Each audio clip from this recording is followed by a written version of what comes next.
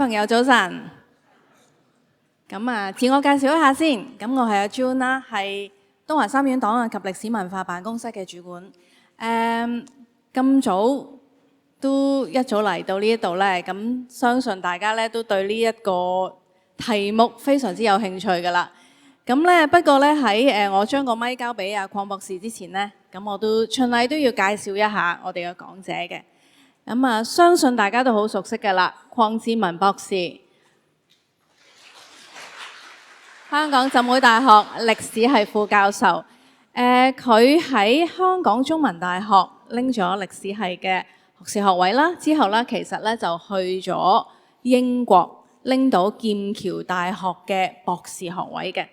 佢嘅研究方向呢，就係東亞史、軍事史同埋香港嘅軍事史。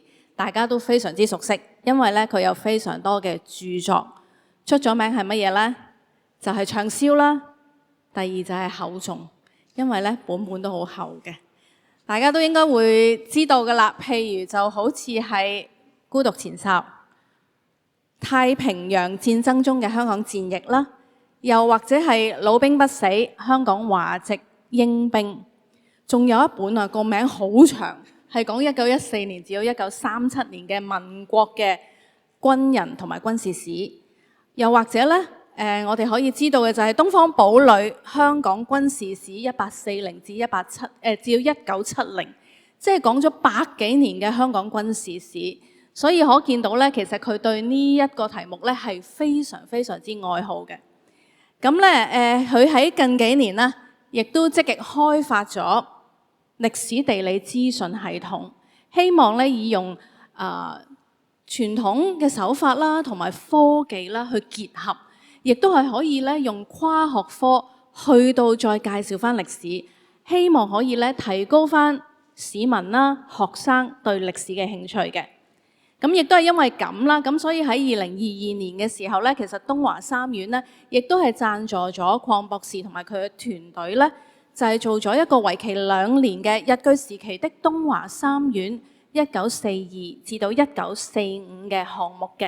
呢個項目其實呢，我哋已經喺舊年嘅11月推出咗㗎啦。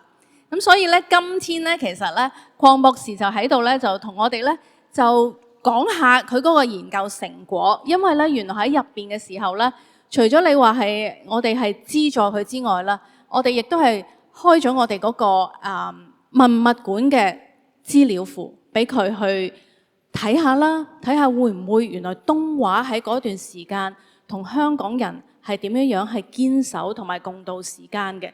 所以呢，一陣間鄺博士嘅嗰個講座啦，其實亦都可以咧睇得返原來喺3年零8個月嘅時候，香港佢係苦嘅，東華佢亦都係好艱辛咁樣，無論喺方方面面。喺醫療啦，甚至乎喺社會救濟嗰方面呢，其實亦都係點樣同大家呢一齊緊守個崗位嘅。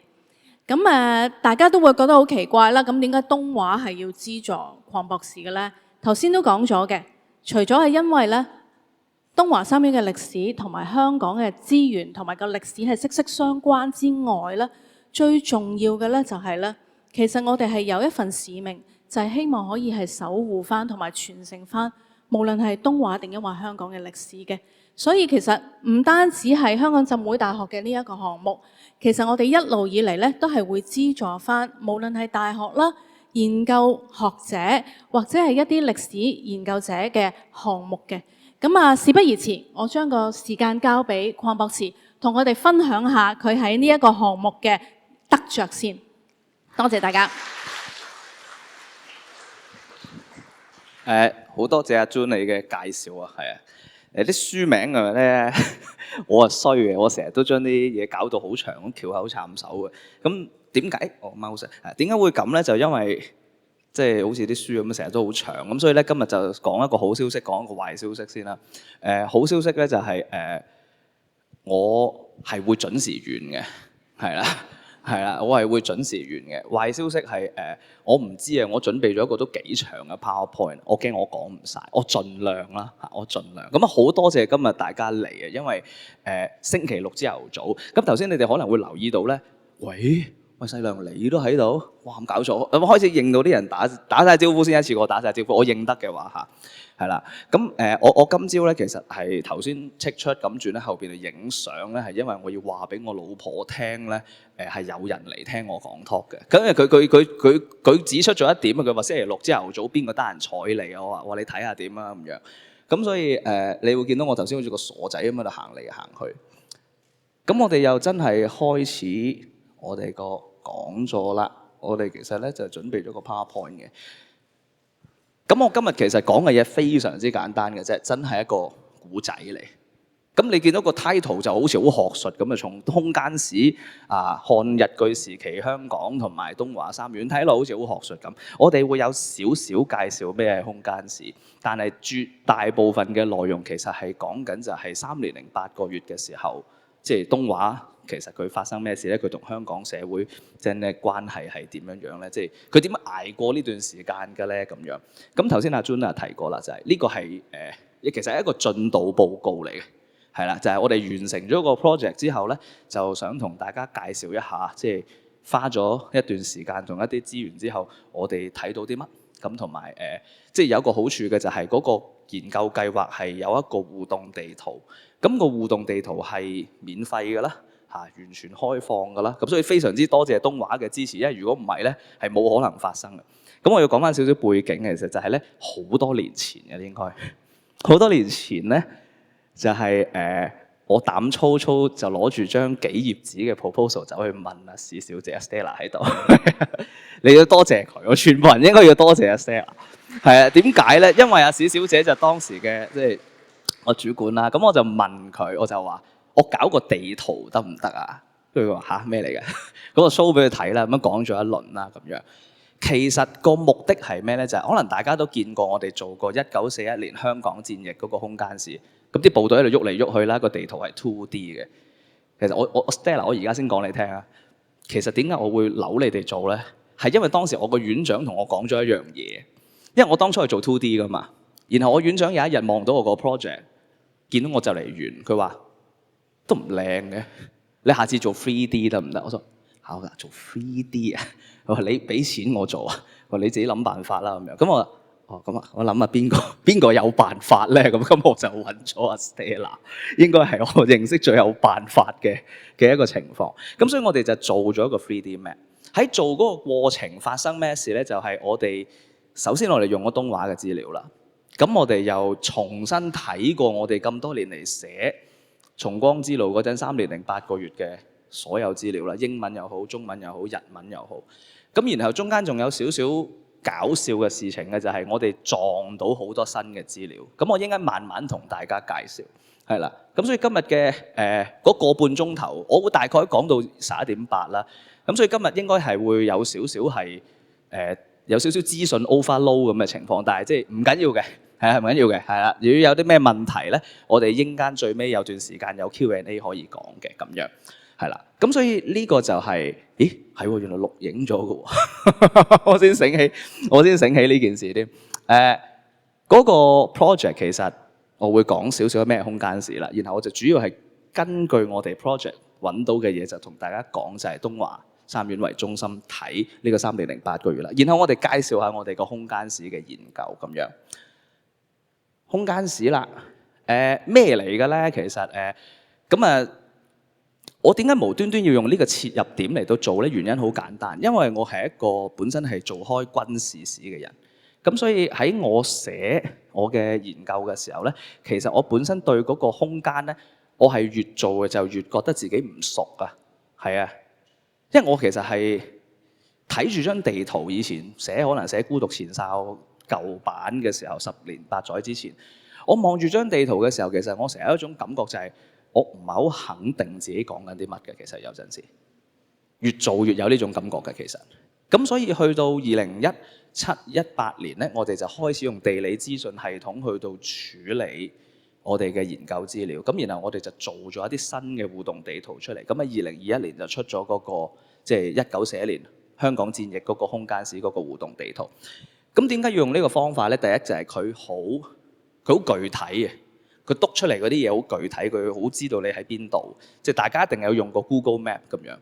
咁所有嗰啲都係㗎啦，都係地理資訊系統係啦。咁你嘅 Google Map 當然係啦。咁有其他好多牌子嘅，咁我哋用另一隻牌子啦咁樣。咁但係佢唔係淨係一張地圖嚟嘅，其實佢係容許我將一啲唔同種類、唔同來源，甚至乎你好少會擺埋一齊嘅資料，擺喺同一個空間嗰度理解。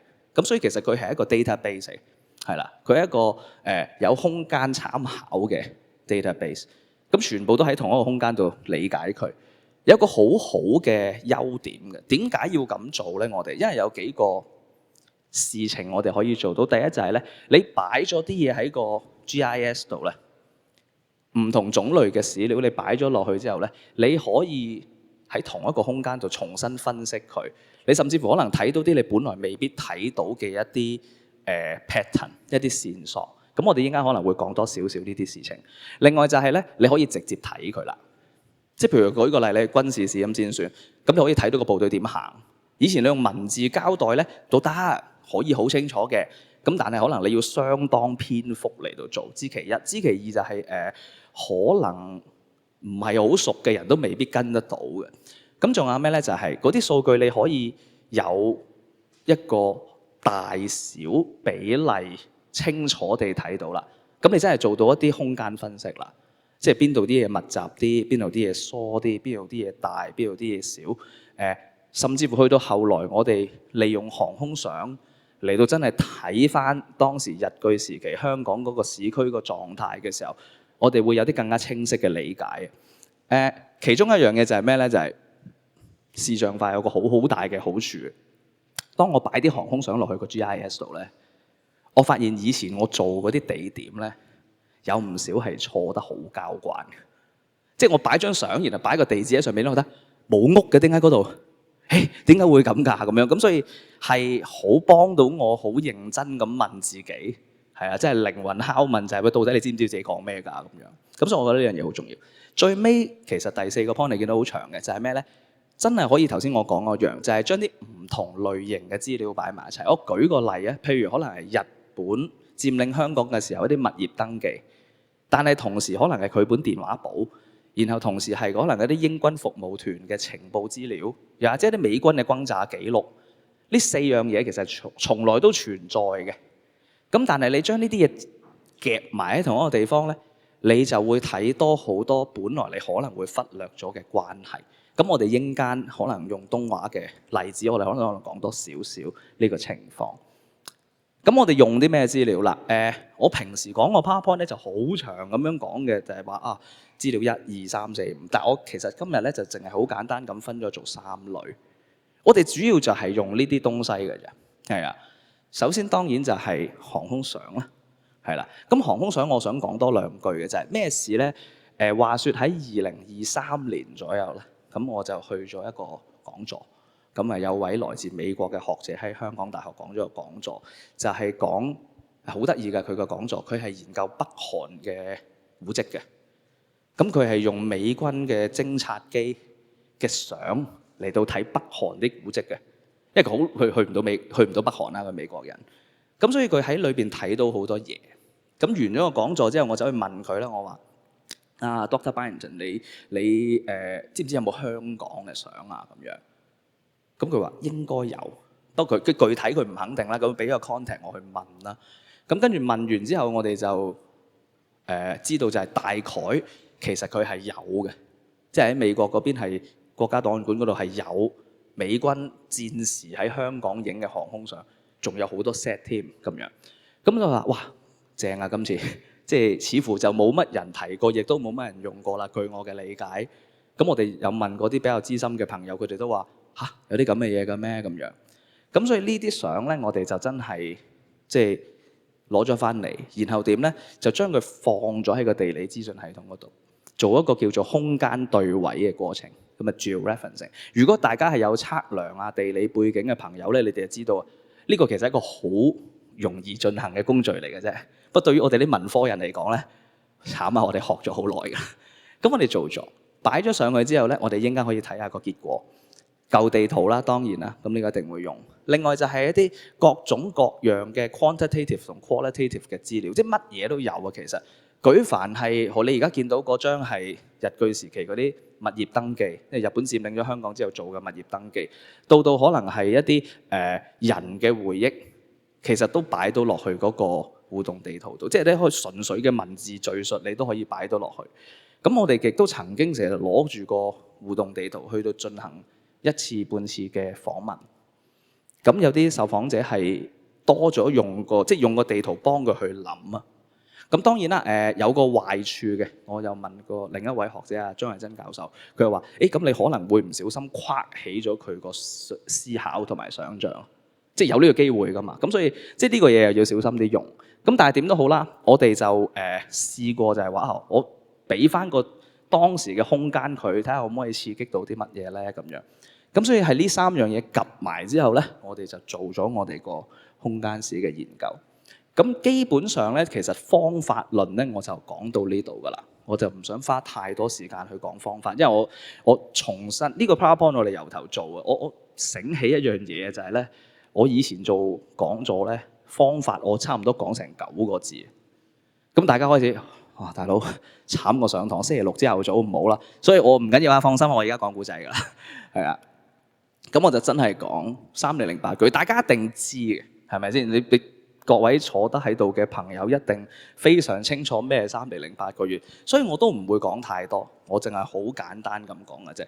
咁大家一定知道個時期㗎啦，就由英軍投降12月25日嚇聖誕日，到8月30號嚇英軍又入翻維多利亞港嚇，真係日軍又向佢投降嗰下開始就總督部結束，咁我哋就姑且叫佢做日佔時期、日據時期，冇乜所謂啦。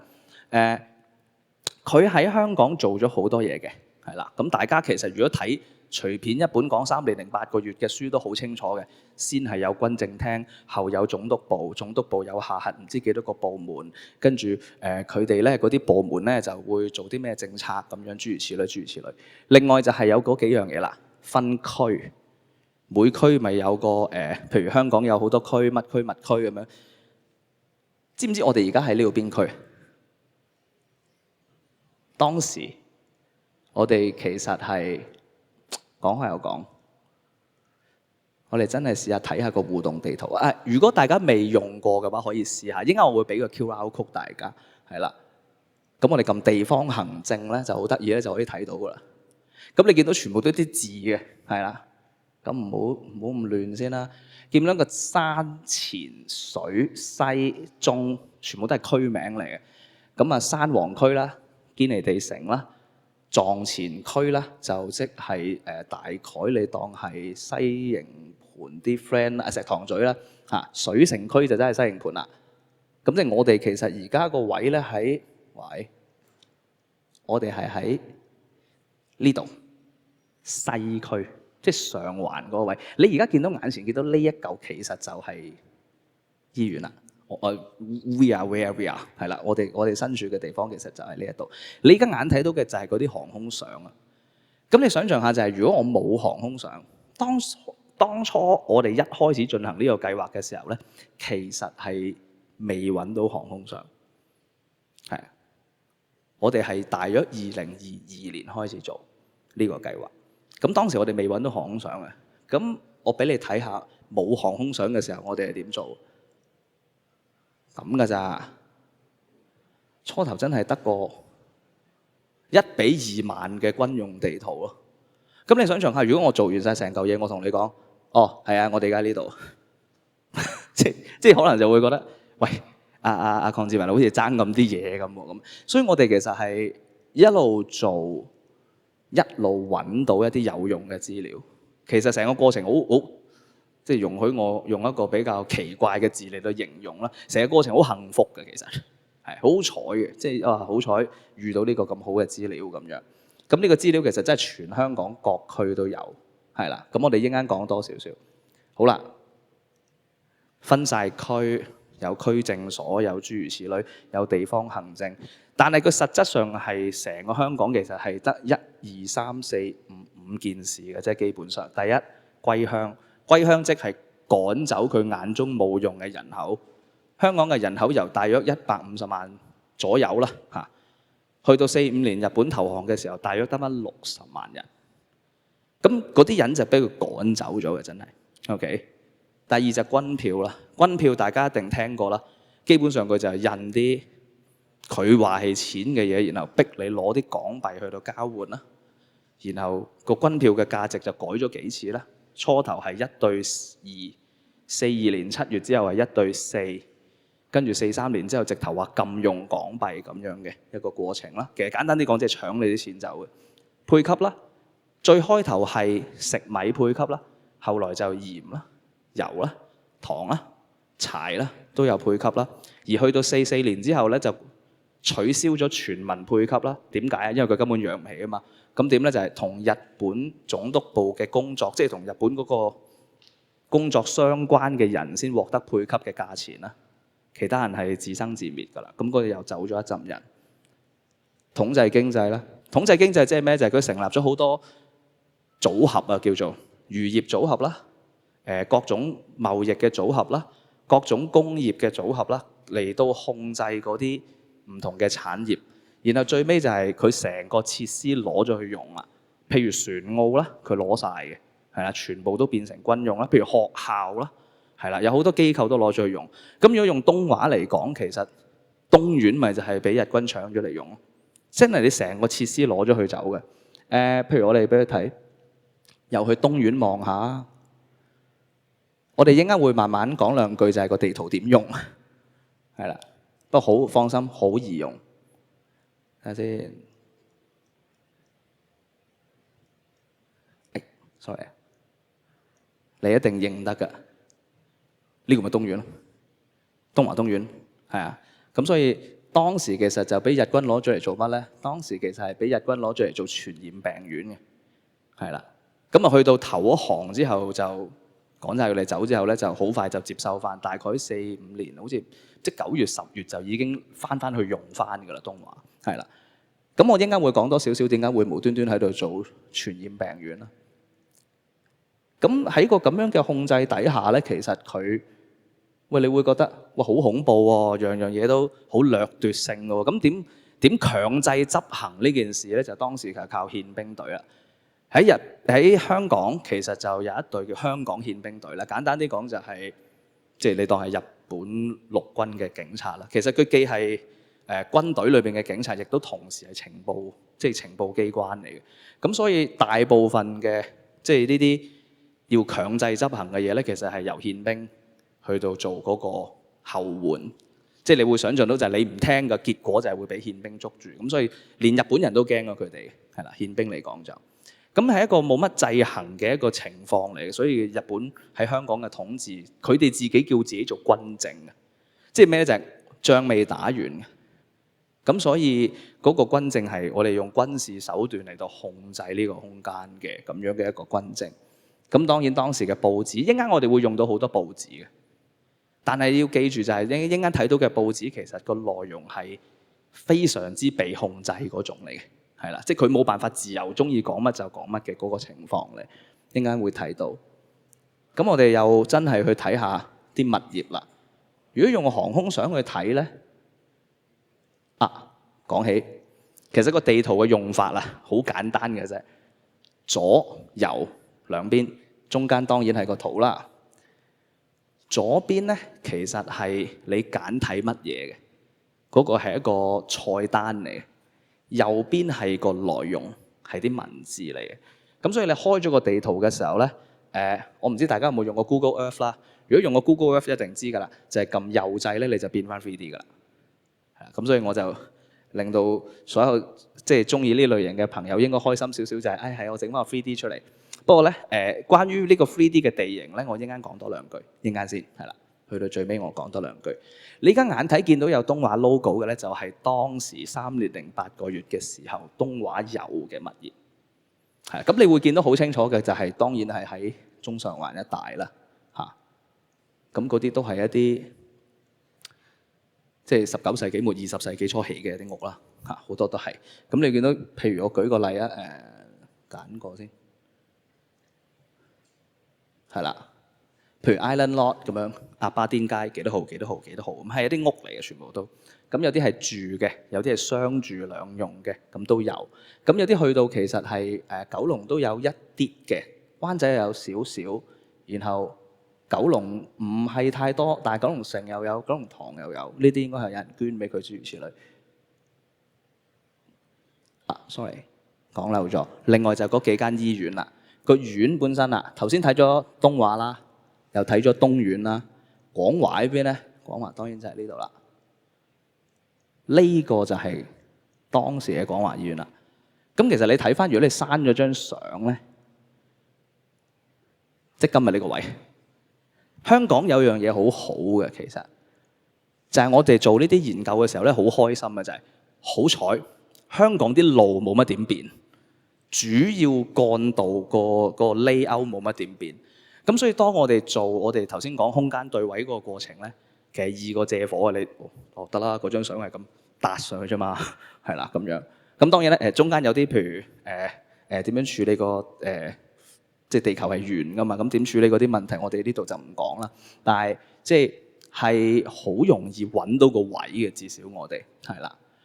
咁你會見到就係話喺當時，其實你一眼就睇到噶啦，成個九龍區即係唔係話有啲咩高樓大廈，最高可能都係得幾層嘅啫，即係咁樣嘅一個世界係啦。咁另一邊啊，直頭係未發展噶啦嚇。咁另外仲有最後一個物業，頭先大家可能你心裏邊可能都想問噶啦，就係我哋好彩，佢僅影到義莊，真係僅影到嘅啫，係啦。呢個就摩星嶺啦，南面呢個位就係啦，係啦。咁僅影到，係啦。咁好彩。有個別嘅相係會清楚少少，但係呢一輯咧，你而家眼前見到呢個黑白呢一輯咧，其實係1945年2月1號影嘅，係啦，1945年2月1號。咁你而家見到呢啲其實全部都係一個任務影出嚟嘅，即係當日就係有一架飛機咁樣影咗出嚟，跟住佢就飛咗翻去啦。講多兩句啲相啦，其實你知唔知佢幾高影啊？3萬尺，即係1萬米左右啦，你當係啦。咁佢話點解會影到咁清嘅咧？佢飛得咁高。首先要解釋點解佢飛得咁高，因為佢要高過晒所有日軍嘅飛機同埋高射炮，即係佢要喺冇人干擾到佢嘅情況底下飛。知其一，知其二就係咧，負責飛嗰款飛機飛得好快下嘅，咁佢應該可以揈得甩日本啲戰鬥機。佢飛快過佢，咁你然後問啦，咁點解個相咁清啦？大家知唔知道去邊度啊？估下，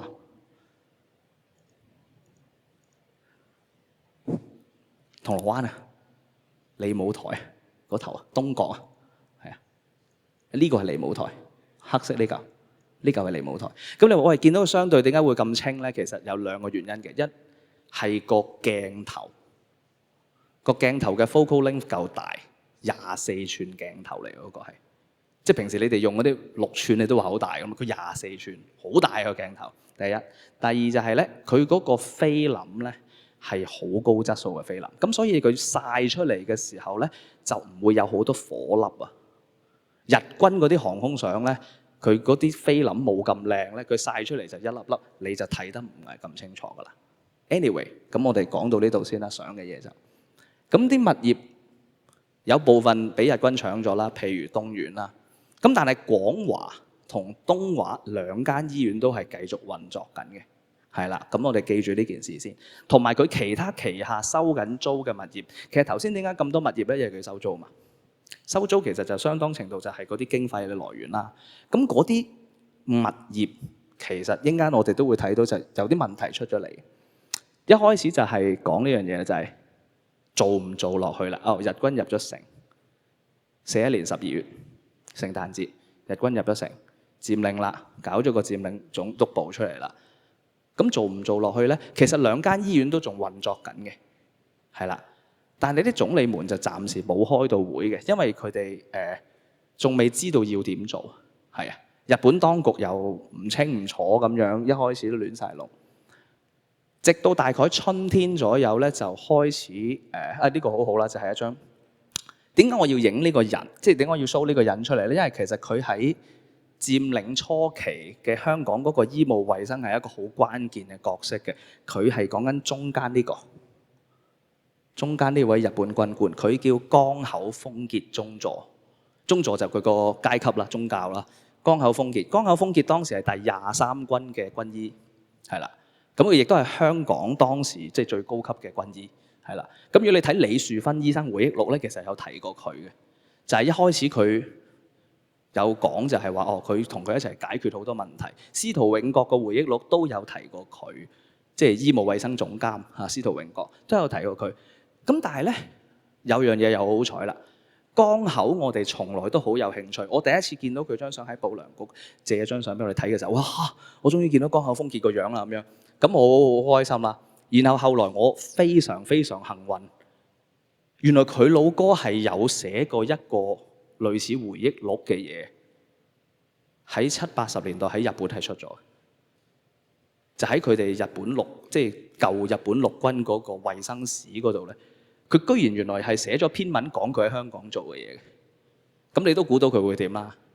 豐功偉績咯，我講到自己好似我嚟拯救大家咁樣啦。但係佢講咗一句嘅，關於東話同廣話，喺佢嘅回憶裏邊講咗一句，佢話佢俾錢初頭，佢俾錢喺佢手上邊攞到啲機密，即係喺佢管到嘅錢裏邊咧，分咗部分機密費俾呢2間醫院。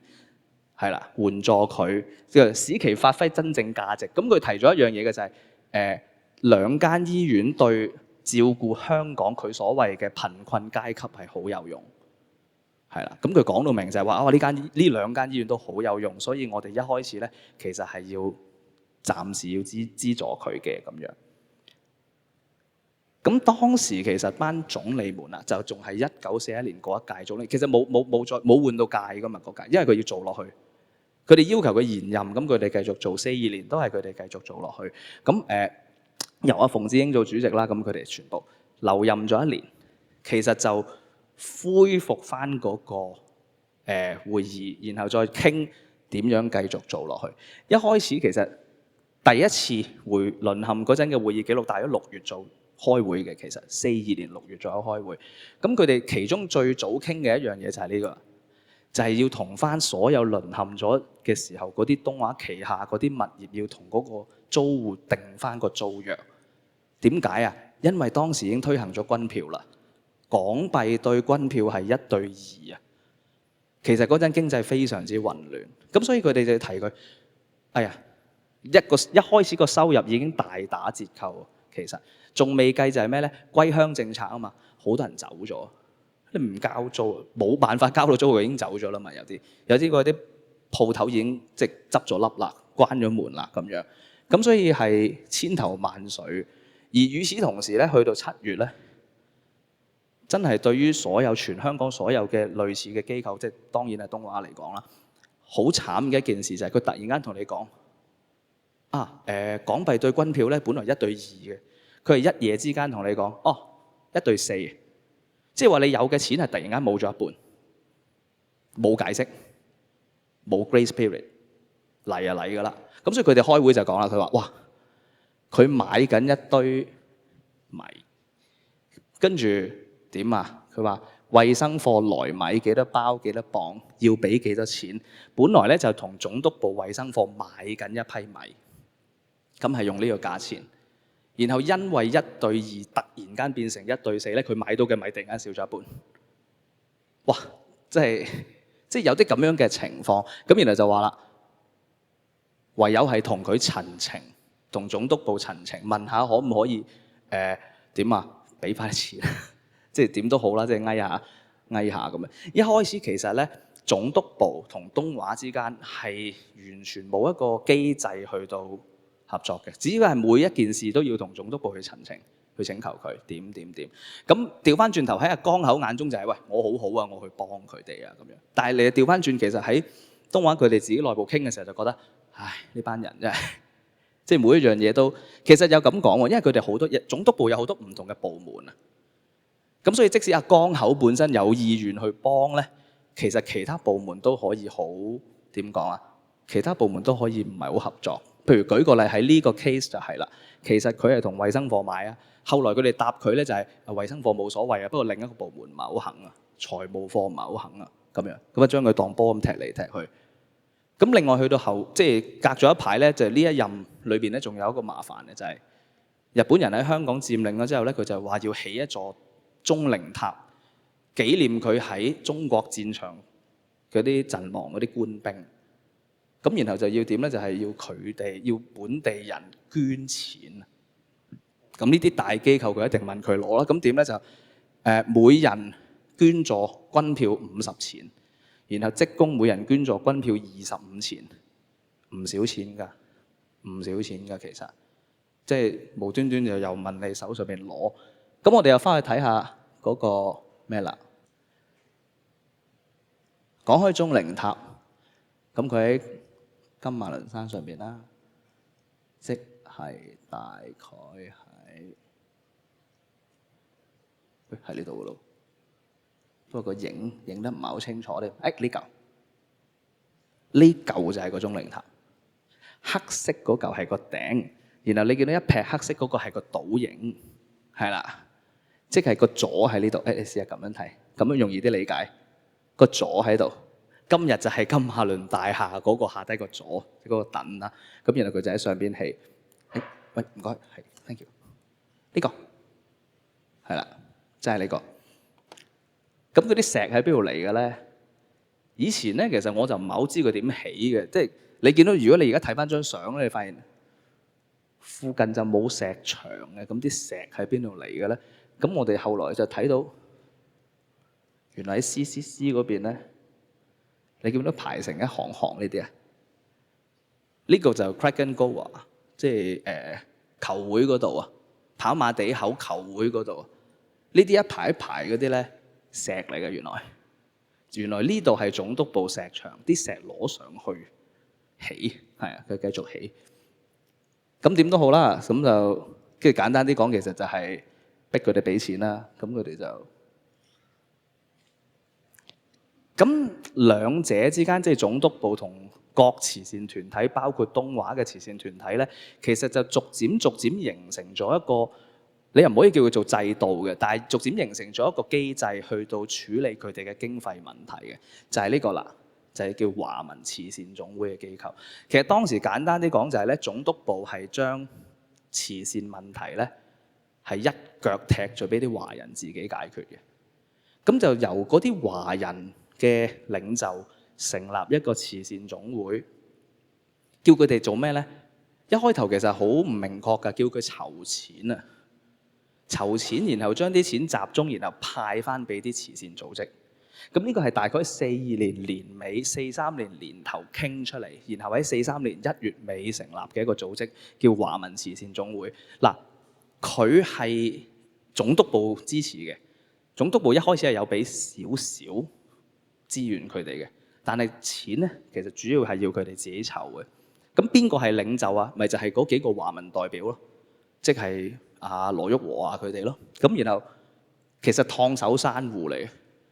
咁為咗解決經費問題咧，就總督部就俾佢哋做咗一件事嘅，就基本上就係 take over 香港嘅廟，然後就將啲廟嘅收入集中起嚟，然後就再派翻出去俾啲慈善機構。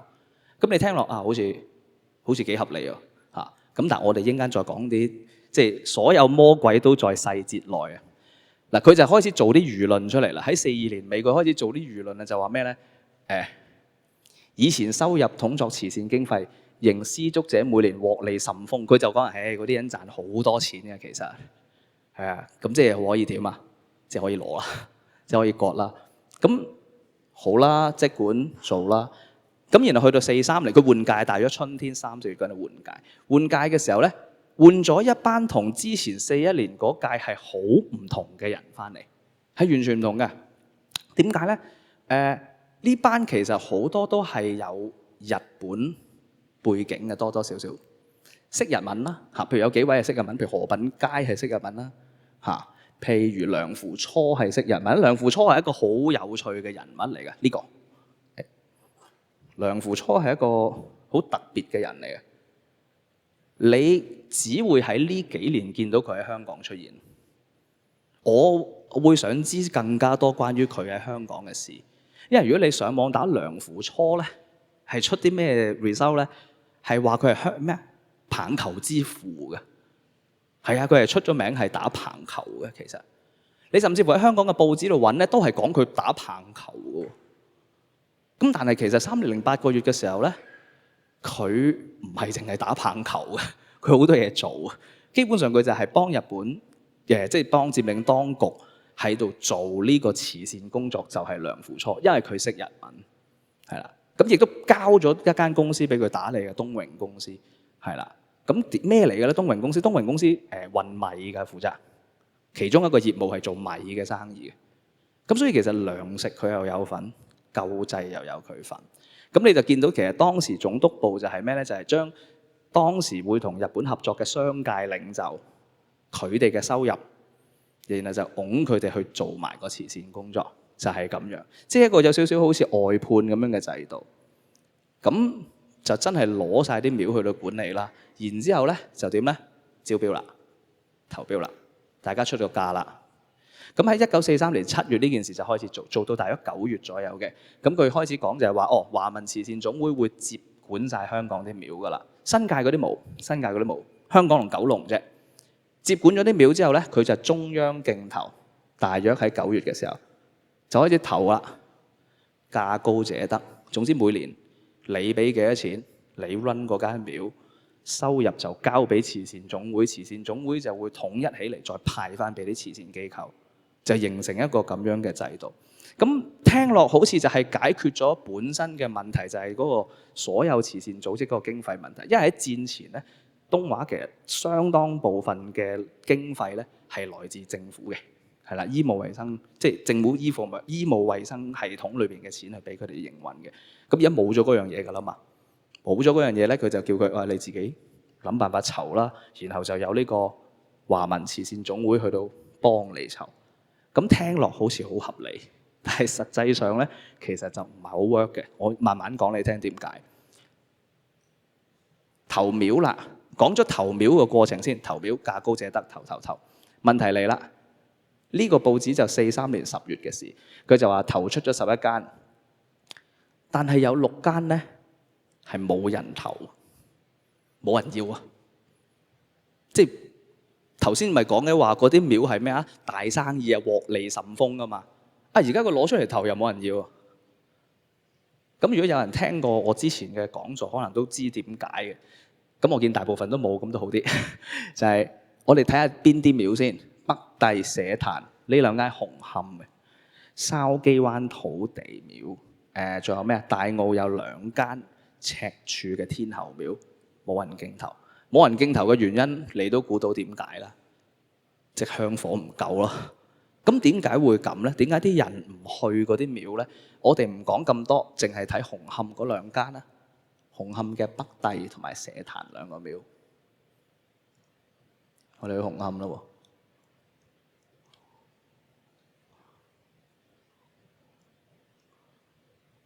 咁我哋其實咧，大家如果用呢個地圖呢，有樣嘢好得意嘅，下低嗰度咧，你可以揀淨係睇乜嘢資料嘅。咁你就唔使幾千點擺晒出嚟，搞到自己亂晒龍啦。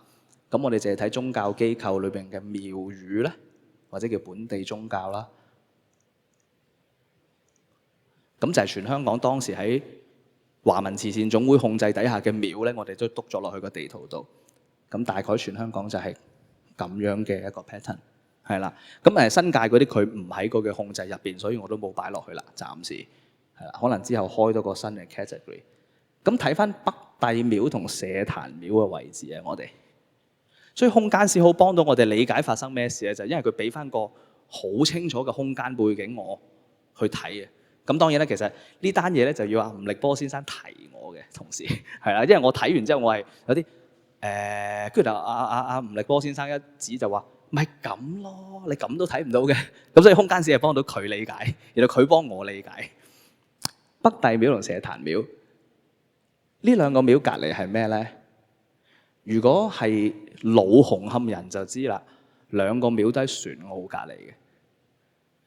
北帝廟隔離係庇利船廠啊 ，Bailey's Yard。然後社壇廟隔離當然就係黃埔船廠啦，空間解決咗，我哋睇埋時間啦。43年10月啊，美軍第一次空襲嗰頭咧係43年7、8月咁上下，記憶猶新。全部人都知道目標係啲船澳，你仲會唔會逼個船澳隔離嘅廟嚟到 run？ 我就唔做啦。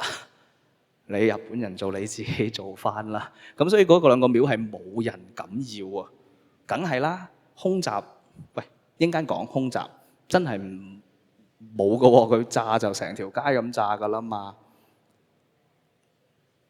收集咗啲錢啦，我哋自己睇下第一轉。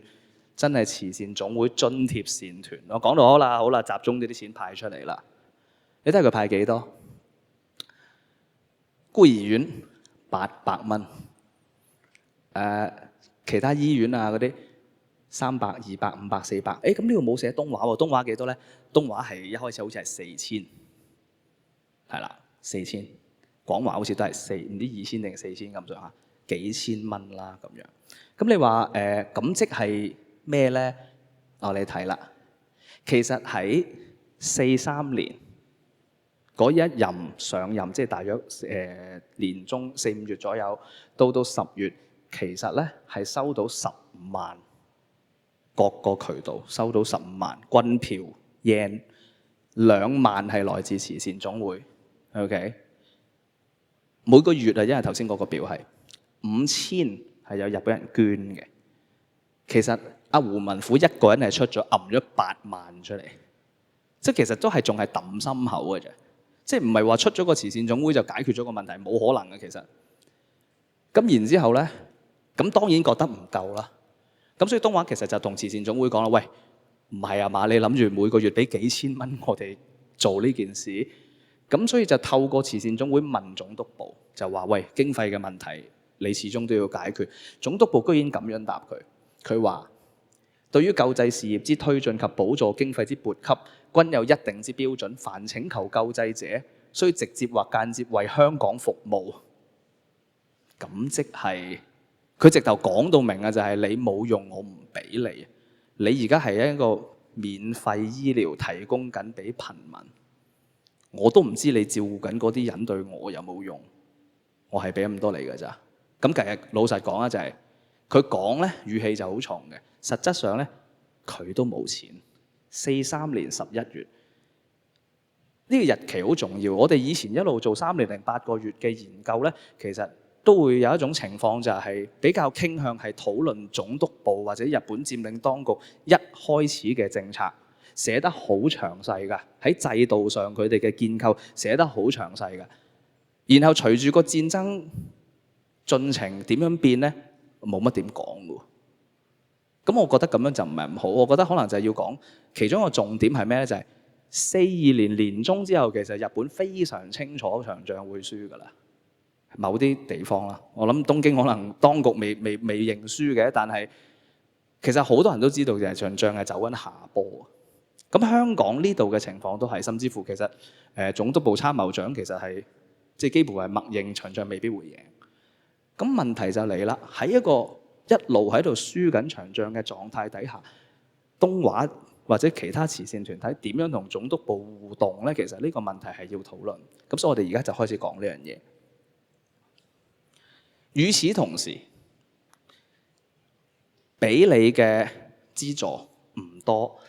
與此同時，物價係不停咁漲緊嘅，係啦，即係個軍票嘅幣值係其實軍票佢印出嚟話係幾多錢係幾多錢，但係實際上有樣嘢噶嘛，有黑市噶嘛，配給價講嘅啫，個市場其實根本唔會承受到嗰個價錢嘅，咁結果大部分嘅嘢咪喺黑市進行咯，咁所以。其實實際上嘅市價係越嚟越升，阻止唔到佢升。譬如用米嚟睇啊，42年3月咧，其實就2毫嘅，即係20 cents 嘅軍票咧，就買到1斤嘅。但係你去到43年5月咧，其實已經黑市啊，其實已經去到2元軍票，即係10倍。係啊，同佢本身嘅嗰個價錢係升咗10倍啦，已經。咁即係話其實軍票其實一路印咧，一路喺度貶值緊。去到44年，真係同佢傾咗好幾次之後咧，終於都講明華文慈善總會每月補助東華廣華兩醫院軍票4000，都係講緊4000啫，其實好少錢㗎咋。其實你想象下，頭先我哋講緊2蚊斤米，佢俾4000蚊一個月嚟溫2間醫院，即係你真係講緊笑定啦。咁結果點咧？其實就係你睇會議記錄就知啦。佢哋就不停咁要調整啲人手啊，調整啲開支啊，減開支啊，甚至乎與此同時，其實佢要不停咁加人工啊，因為軍票不停咁跌啊嘛，資助冇多到，軍票又不停咁跌，咁嗰啲員工其實當時東華嘅員工係好辛苦㗎喎，你收到嗰份糧係不停咁貶值㗎喎。咁所以就不停咁幫佢加人工。其實我哋睇成個會議記錄，你見到不停咁幫佢加人工。咁啊去到44年換屆啦。44年換屆其實同43年嗰屆係差唔多一樣嘅，都係同日本嗰個當局係有比較密切關係嘅人坐喺度嘅個波。咁其實當初個諗法一定係就係喂，佢哋同日本佔領當局個關係比較近啲，會唔會幫到手多啲啊？咁你頭先見到43年嗰一任嘅情況啦，冇乜幫助，其實真係冇乜幫助。咁44年其實就，但係44年咧嗰一任咧一上任冇耐咧就已經即係有好多問題要處理，就係頭先嗰啲問題啦，貶值軍票啊、冇錢啊，同華文慈善總會不停咁喺度傾每月嘅補助嘅問題啊。仲有就係咧，其實到咗44年，差唔多去到44年中後，仲未解決嗰啲租金問題嘅。好多租係收唔到啦，好多物業嘅人係唔肯交租啦，或者佢根本交唔到租啦。有呢一單係特別壞嘅，就係咩咧？佢住喺嗰度欠租4個月，共銀16元。九龍城南道8號2街住客，非機場副市組工頭遷入數月全無交租。嗰個人係幫日本人起機場擴建啟德機場工程嘅其中一個工頭，佢住咗喺東華嘅物業度，佢直頭租都費事交，點同佢收租？咁原來就話啦，唉，都要硬住頭皮問佢攞嘅。主席提議咧就係欠租期限1個月內請繳，否則依法追訴。當時其實係真係成立咗民事法庭㗎啦，但係得幾個律師嘅啫。咁你要想象下，就係如果真係要告嗰個副市組工頭，你覺得追唔追到啊？咁啊非常之渺茫嘅機會。咁但係佢哋都話，唉，都冇辦法啦咁樣。與此同時，物價喺44年6月之後，即係諾曼第登陸之後，或者中太平洋打完馬里亞納戰役之後咧，其實嗰個軍票嘅價值係暴跌嘅。暴跌嘅，頭先係講緊慢慢跌㗎嘛，而家係直頭冧咗啊！佢個價。43年5月咧，你2蚊咧可以買到1斤米市價。43年9月變咗做差唔多6蚊。44年5月係6蚊到8蚊度，但係去到44年10月14蚊，去到44年尾咧已經去到27蚊。咁你想象下，就係1年鬆啲咧，係已經升咗10幾倍。即係你想象下，如果你而家買米，1年後係漲咗10幾倍，你人工係冇多到嘅，咁點算？咁點算？咁所以全部人面對緊同一個問題，係啦。去到呢個位咧，我賣個關子先，因為嗱，去到44年你可以睇到咧，就係去到44年尾，其實東華嗰個經費問題其實已經去到好惡劣㗎啦，收入好有限啦，支出係唔會少到㗎啦，其實實質上。軍票嘅幣值又暴跌啦，咁佢嘅員工亦都要，佢人工亦都好成問題，生活都好成問題啦。咁呢個樣嘢點解決咧？我賣個關子先，我中間攝咗一個佢嘅公共醫療工作先。點解咧？因為嗰度係屬於戰爭最後階段，我哋一陣間先講，係啦。咁喺呢個3年零8月期間，8個月期間咧，其實東華做咗好多各種各樣嘅醫療工作。咁一開始頭嗰幾個禮拜，其實係做呢件事為主嘅。歸鄉嘅防疫工作，即係喺頭嗰幾個禮拜日軍佔領嗰陣咧，有幾十萬人係走緊嘅。咁呢走嘅幾十萬人，其實有唔少咧，其實係由東華幫佢哋打疫苗嘅，因為其實日本嗰邊咧就係要佢打咗疫苗先俾佢走嘅。咁所以有相當數量嘅人咧係由東華負責打疫苗。咁走咗幾多人呢？其實個規模真係好大。42年1月11號到17號，即係一個禮拜嘅數字嚟嘅，呢個係42年1月11到17，即係其實香港淪陷咗講緊2-3個星期啫嘛。走咗幾多人呢？喺呢一個禮拜裏邊走咗69,886人，差唔多有7萬人走。點走嘅呢？其實有好多係水路走嘅，係啦，好多係水路走嘅。澳門啦、廣州灣啦嗰啲，即係湛江啦嗰幾個地方，有陸路走嘅，深圳啦行路上去啦，亦都有係喺另一邊西貢再坐船走啦。嗰度唔係太多，但係都有。咁啊幾條路咁樣走翻去廣東省又好，邊度都好。但係你睇到佢哋寫翻佢哋自己個祖籍啊，咁你見到大部分嘅地方都係咩呢？就係大部分都係廣東省嘅地方嚟嘅咁樣。即係話你有鄉下嗰啲呢，一早就走噶啦。咁但係走個過程你都打疫苗噶嘛，咁個疫苗好多就係由東華去到做。咁你見到第一次會議記錄其實一開始有提過嘅，呢個其實係第一件事講添啊，幾乎呢個真係第一件事講噶啦，就係人手唔夠，好多醫務人員走咗，係啦，因為隨住嗰班難民全部走咗，咁啊翻咗去內地啦咁樣。咁點算咧？佢唔夠人啦。另外就係同時病人多咗好多啦。點解會病人多咗好多咧？因為其實淪陷嗰陣咧，頭先講漏咗。一淪陷咧，頭先咪話佔領設施嘅，九龍醫院變咗做日軍醫院啊！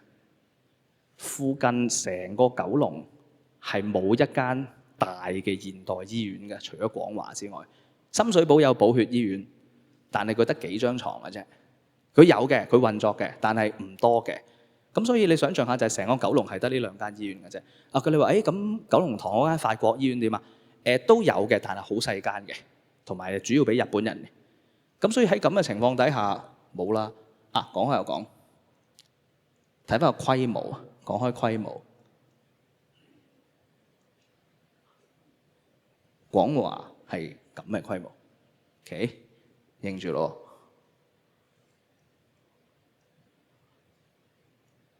九龍醫院喺呢度，呢個係九龍醫院。你見唔見到個十字啊？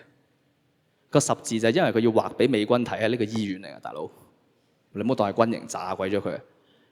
咁呢個成個變咗做軍醫院啊，咁所以連同附近嗰幾個學校都變咗軍醫院。咁所以其實淨係得翻廣華係真係服務緊九龍嘅市民。咁東華其實某程度上都係，不過西營盤醫院仲運作嘅，咁嘅情況好少少。港島嗰邊，但係九龍嗰邊真係好嚴重。咁紀律啦。我第一次會議記錄嗰度睇到佢話佢哋喺度打牌啲人，咁其實你可以想象個士氣係好差嘅，其實佔領咗，咁又唔知點，咁生活又唔係話太好咁樣，咁所以佢哋一開始其實已經盡快做一樣嘢，就係咩咧？恢復翻街症，睇翻街症，西醫街症，後來仲有翻中醫有段時間咁樣，咁啊逐步推行翻街症，免費㗎，免費醫療嚟㗎嗰啲。仲有幫手打疫苗啦，頭先講過。咁其實有樣嘢嘅，打疫苗係收錢嘅，咁所以都算係一個細嘅收入來源嚟嘅，即係好過冇啦咁樣。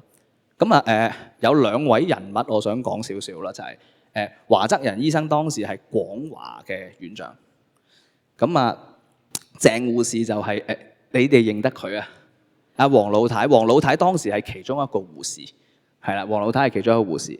咁華醫生其實頭嗰幾個月淪陷，頭嗰幾個月咧，佢後來戰後有個訪問有提過咧，就係其實佢同港島嗰邊係冇乜點聯絡到嘅，係啊，冇乜點聯絡到，即係錢方面又好，指示又好，其實冇乜太多聯絡。咁佢盡量就係保住間醫院，唔好俾人搶走啲嘢，同埋就係 keep 住佢繼續運作嘅啫，係啦，直到真係董事局開翻會啦，然後佢就繼續又運作翻啦咁樣。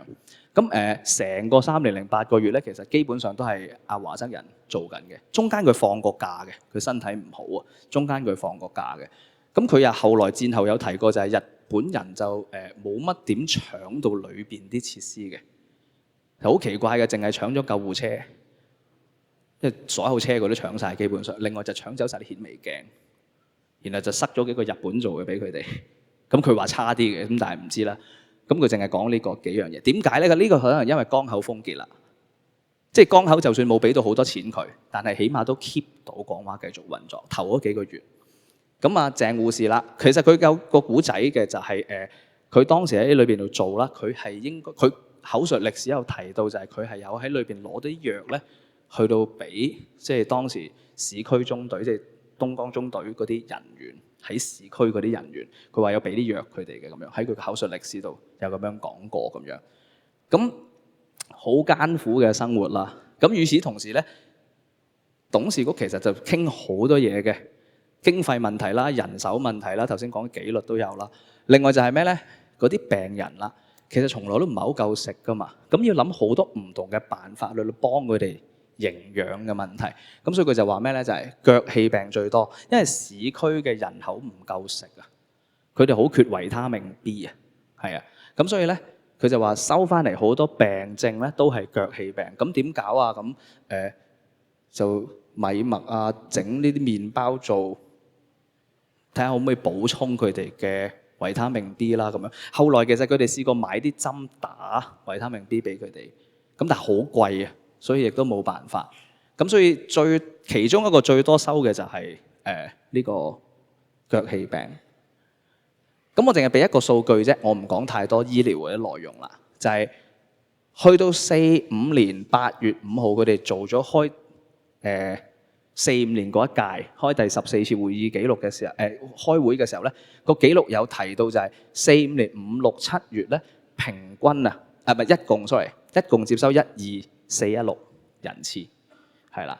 咁其實真係好多，治理房係即係俾錢嘅 ，OK， 中西醫街症就5000幾人咁樣，咁所以其實都幾多人係接受到即係東華同廣華條數差唔多。係啊，廣華多少少添，好似我印象中就咁。呢兩間醫院其實一路都做到，你見到啦，5、6、7月都仲做緊，接收到咁多病人，5位數字喎。咁如果你哋眼利咧，你會見到呢條資料，45年8月5號，8月5號有冇咩特別事情發生？冇。6號有事發生。原子彈嗰度喂，佢哋知唔知會有原子彈啊？當然唔知啦。但係點解8月5號會無端端？其實8月5號嗰個會議記錄好好睇嘅。點解咧？佢哋無端端埋單計數啊！決定真係啊！你睇到董事局係直頭坐低，全部數攞晒出嚟，錢講一次，病人講一次，乜都講一次，好似預知戰爭就嚟結束咁噶。嗱，點解會咁嘅咧？因為其實去到7月尾8月頭咧，講真係大部分人都知道場仗就嚟打完，即係原子彈都好啦，其實場仗真係差唔多會完。咁所以佢哋其實都有種咁嘅感覺可能，所以就喺度埋單計數。咁我講空襲啦，除咗即係一般嘅醫療服務佢哋一路做啦，其實佢哋仲有做啲細啲嘅事嘅，譬如總督部要佢哋做咩咧？就係鴉片啊，幫啲人戒鴉片煙癮，又係東華做。咁另外仲有平時嗰啲賑濟嗰啲啊、絲竹啊，都做過下嘅咁樣。另外喺空襲期間咧，就做咗幾次比較大嘅救災工作嘅。其實有幾次嘅，咁第一次大規模少少咧，其實就43年11月，係啦，43年11月，咁就美軍炸官涌、尖沙咀嗰頭，咁就有唔少人咧係送咗去廣華嘅。最大規模就因係44年10月16號嗰次美軍空襲紅磡嗰次，即係頭先大家睇嗰條片啦，係啦。咁我哋睇佢記錄點講嘅咧，就係話10月16號空襲咧，東華醫院救傷隊而家講緊呢邊都派咗人過去紅磡嗰邊，廣華當然接收咗好多啦，東華亦都派咗人去。咁然後點咧？就係參加救護工作情形，西醫師簡麗圖因公意外受傷，現在本院留醫，需靜養6星期。佢唔知點整斷咗隻手，意外係啦。咁就即係佢救災嘅時候，佢自己整傷咗咁樣，咁就話要靜養6個月。呢個就好多謝東華俾我哋睇嘅一個記錄，就係咩咧？當日10月16號廣華醫院嘅入院記錄同出院記錄。咁個總策嚟，是日出院。咁如果你真係好仔細睇咧，就係10月16號入院啦，出院啦。呢個寫住炸傷嘅，成行，跟住就2點啊同上啦，全部都同上，全部都係炸傷，成行都係炸傷。是日西歸即係過咗身㗎啦，咁都係炸傷，係好多都係炸傷。咁我第一次睇嗰陣咧，即係睇就嚇親嘅，鉛極都有，係啊，鉛10幾頁嘅。咁總共就收咗都200幾人嘅，我如果冇記錯，300人到嘅差唔多，係啊。咁但係實際上當日就真係死傷好慘重，你見到就係全部個病症呢一行都寫住炸傷。咁你幾年齡啦？咩年紀都有嘅，我見到最細可能幾歲都有嘅，咁然後有啲50、60歲咁又有。住址你見到都係嗰頭啦，紅磡、九龍一帶咁樣，男女都有。發生咩事咧？就係頭先條片講得好清楚啦，就係44年10月16號，因為美軍要就嚟進攻菲律賓，咁所以其中一個前奏咧就係要即係鎮壓華南同埋南中國海所有嗰啲日本嘅後勤基地，咁香港係其中一個，而紅磡嘅黃埔船澳係其中一個最重要嘅。咁所以佢係一個即係其中一個 priority 嚟嘅，咁所以就炸咗佢。咁但係好不幸咧，就係呢張係45年2月尾影嘅航空相，咁呢張係其中最清嗰一 set 嚟嘅。你會睇到有個問題嘅，呢個係紅磡觀音廟，呢個係個 clinic 嗰個診所個醫局，呢條係蕪湖街。全部屋炸晒，但係你睇下個船澳本身，船澳啲建築物你睇下，呢個，你睇啲廠房，又好似冇乜嘢喎，係啊，呢邊炸咗，呢邊冇乜嘢，所以其實當日死咗幾百人，包括紅磡小學啦，嗰度有即係200幾個師生啦，死傷好多啦，咁。但係個空襲唔係好成功嘅啫，其實佢睇翻個報告，佢自己話落彈著點啊 ，OK， 咁係好 theoretic、好理論嘅講法嚟。實際上其實個空襲就真係唔係太過成功嘅，你會見到。咁後來點咧？下次俾張相大家睇啦。我哋啱啱喺美國嗰邊揾到嘅，就係後來去到45年4月3號、4號嗰幾日咧，佢哋架飛機本來敢飛嘅，跟住啲炸彈就落咗喺呢度啊嘛。佢哋發覺咁唔係幾好啊，驚炸錯呢度啲民居啊。佢敢飛，然後就炸，最尾終於都炸咗呢個位嘅。係，但係要幾個月後咯，45年4月嘅時候咁樣。咁呢個比較就最清楚啦。呢個係44年2月空襲之前嘅樣，呢個紅磡個位啦。呢個係45年2月炸完之後嘅樣。咁你好清楚見到真係炸晒。係啊，咁所以好多謝東華，就係俾個機會我哋去揾到呢批相。因為如果唔係咧，就即係好難好具體咁樣討論呢個問題。唔係淨係呢一場空襲，而家香港喺3年零8個月遭受大小小幾十場空襲，我哋都可以好具體咁講發生咩事。因為我哋唔係淨係揾到相，我哋揾埋作戰報告添㗎。後來係啦，咁呢個有機會可能要揾個第2個講座去到講啦。咁呢個日本嗰邊嘅報告其實佢都有講嘅。佢話九龍造船所一大堆損失啦，區役所及華人小學全壞啦，民家及倉庫全半壞，約160棟，1570戶。但係你睇下兵戰死9個，傷32，華人死亡916。都幾大鑊，所以真係輕重傷630，俘虜12個，係啊，所以唔係好成比例嘅成件事，係啦。咁唔係一次空襲，好多次空襲，但係我哋唔花太多時間講啦，因為我哋個今日主要係要講東華。記唔記得頭先講啊？去到44年尾又空襲，又嗰個軍票個幣值又冧，東華又冇錢嚇，個開支又即係真係入不敷支啦。所以其實佢哋就再同總督部講，咁落去唔係辦法。而44年嗰一屆總理咧，換咗個方式嚟到同總督部溝通。點解咧？因為其實大家都知道場仗輸嘅，所以其實佢哋有少少就係直頭同總督部講：你再唔俾錢我哋咧，我哋唔做啦，算啦，你都幫唔到我哋噶啦。咁原來總督部嗰邊嘅態度係咁講嘅。山內義文就係總務長官，上次咧就揾個文字部嗰啲人去同佢講，今次係揾總務長官同佢講係高級咗嘅，壓佢。佢就話啦：大東亞聖戰時期，該院萬難停辦，應自行設法維持。對於變賣資產以充經費，認為可行。我係冇錢俾你噶啦，你自己諗掂佢啦。但係你唔準唔做，最多你賣你手下啲物業啦。佢係44年12月同佢講嘅，係啊。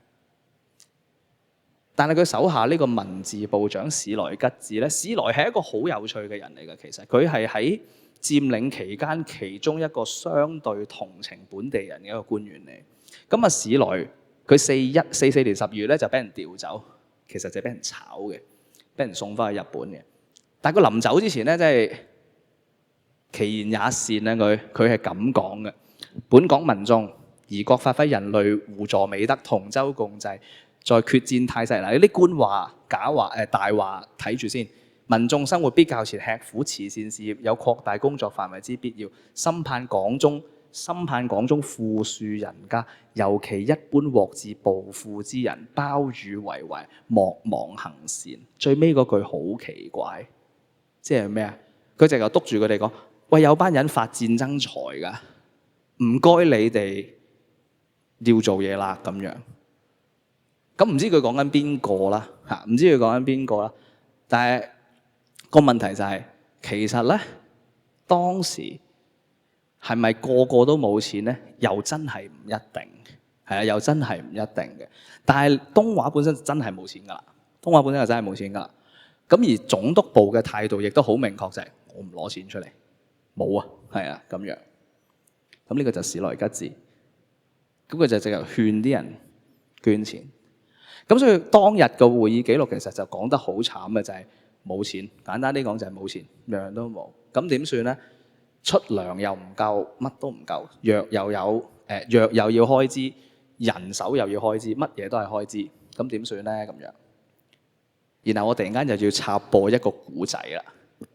44年12月 ，1944年12月，到底係一個咩狀態咧？其實香港到底個情況有幾差咧？我點解會無端端攞呢個人嘅古仔出嚟講咧？就係因為佢同一個東華有關嘅人咧，係有一個關係嘅。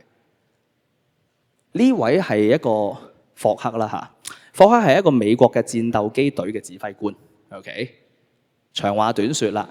佢1945年1月15號喺香港上空俾人擊落，佢跳降落傘，死唔去。日軍捉咗佢，隔到幾個月之後喺4月將佢處決殺咗。原因係話佢喺空襲期間對住平民嘅船開火，擊沉咗平民嘅船。OK， 大概嘅意思就係話佢有份殺平民，所以要揾佢，要追究咁樣。佢死其實有啲死咗都唔係好知咩事嘅，其實即係佢就不明不白嘅。咁但係喺日本人嘅角度，點解佢要追究一個美軍飛行員整沉一啲民間嘅船咧？個背景係咩咧？而點解個背景同東華有關咧？係因為佢陳年伯喺44年12月24號，陳年伯係喺一隻叫嶺南丸嘅渡輪上邊，嗰隻船係由香港去緊澳門嘅。霍克嘅部隊第118偵察中隊、戰術偵察中隊就係擊沉嗰隻船嘅部隊。霍克係個部隊嘅指揮官。不過個問題係咩咧？當陳年伯死喺嶺南丸上邊嘅時候咧，霍克係未就任嘅。霍克係新指揮官嚟嘅，而佢第一次出任務就俾人擊落，所以佢完全係喂大佬咁嘅。咁就死咗啦。陳年伯都死咗。陳年伯嘅死有咩重要性咧？陳年伯當時當然係喺香港好重要嘅人物啦。其實某程度上，史萊吉爾係講緊佢呢種人啊，係啊，真係揾到錢㗎喺戰爭期間。譬如舉個例，佢係做咩嘅咧？佢當時有做油啦、番梘啦，好似部分都有鴉片啦，好多生意㗎佢香港，係啊。咁呢啲其實就係一路就係好努力咁，但係同時佢哋又一路好努力咁喺度籌緊錢嘅人嚟㗎，係啦。咁但係好多灰色地帶㗎，所以你可以話佢係幫日本人做嘢，某程度上係嘅。但係與此同時，佢哋呢種又真係喺度好努力咁喺度籌緊經費，去到處理緊香港嗰啲慈善問題嘅咁樣。但係去到44年12月個問題嚟啦，就係佢決定走啊！係佢華文代表4個華文代表嘅其中一個，佢決定走喎。咁即係話，對於當時所有華人領袖嚟講，甚至乎日本人都好，其實發生緊咩事啊？就係長將輸啦，要走啦。而佢竟然走嘅途中死咗。咁所以你可以想像到呢一件事，對於當時所有人嚟講，日本人又好，華人領袖又好，你覺得呢件事對佢哋衝擊有幾大？然後去到45年1月16號，即係阿霍克俾人擊落嘅之後嗰一日，美國海軍有幾百架飛機空襲緊香港。另一個華文代表劉鐵成係喺嗰次空襲度重傷嘅。你4個華文代表，一個炸死咗，一個炸到重傷，幾個月後死埋，得返2個。咁你可以想象大家覺得對嗰個總督部有幾多信心咧？咁所以其實去到45年嗰一任咧，其實真係一開始冇咩人肯做，因為真係個情況太惡劣啦。係啊，哇點搞啊大佬？點搞啊？與此同時，再講翻前少少，就係喺佢哋做之前咧 ，OK 個經費問題仲未解決，不過我一陣間講。但係喺呢班總理裏邊咧，我有一個人想講多少少嘅，就係坐最角落呢個梅嶺啊。呢個人叫梅嶺，係啦，呢個人叫梅嶺。係筲箕灣嘅，來自筲箕灣嘅一個商人嚟嘅。佢靠乜嘢會坐到喺度咧？其實係因為呢個擁克漁業。頭先咪話統制經濟嘅，佢其實喺筲箕灣度搞漁業嘅。佢係筲箕灣個漁業組合個阿頭啊。係啊，咁如果你哋而家去筲箕灣個廟咧，即係譚公廟咧。你仲會見到嗰個牌上面咧，佢44年復修個廟個牌上面咧，其實又有梅嶺個名嘅，佢捐錢嘅，即係幾乎佢領頭嗰件事。咁所以當時其實係一個喺地方度真係揾到錢嘅人。咁所以佢都坐咗喺度啦，係啦，佢都坐咗喺度啦。咁當然啦，我哋用空間史嘅方法就講到點解筲箕灣會即係做到漁業嘅，某程度上就係因為如果你真係睇地圖咧，我哋去筲箕灣睇下，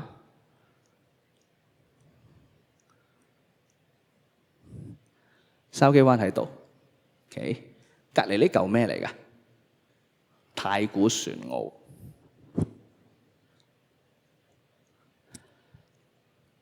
太古船澳當然係重要目標啦，隔離係太古糖廠。咁啊，美軍係咁炸呢兩個地方。咁當然唔係諗住炸糖廠啦，不過即係總有啲炸彈偏咗噶嘛。咁所以船澳係主要目標，呢邊就冇乜事嘅。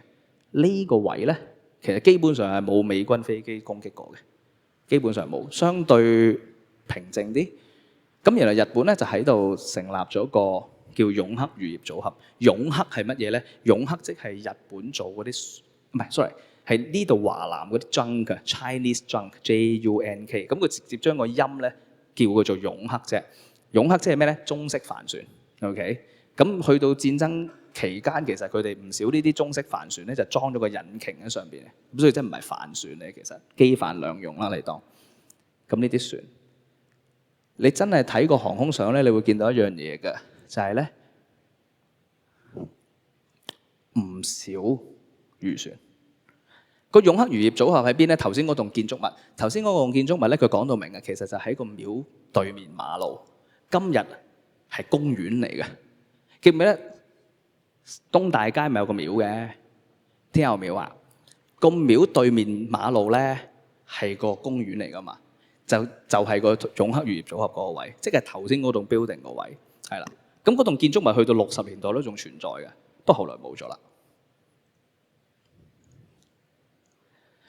咁呢一班上任之前咧，喺佢哋肯上任之前咧，其實喺45年2月尾咧開咗個方眾會議，即係其實你當係特別大會咁樣啦，即係大家係攤晒出嚟傾，係啦，攤晒出嚟傾。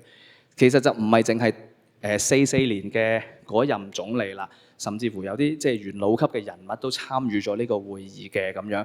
咁佢哋開會傾啦。一開始講一樣嘢嘅就係田中總督閣下於總督部成立3週年紀念捐100萬軍票100萬。哇！你諗下喎，聽落好似好犀利咁喎。之前講緊每月捐助，每月資助4000，而家同你講話佢一次過捐100萬出嚟喎。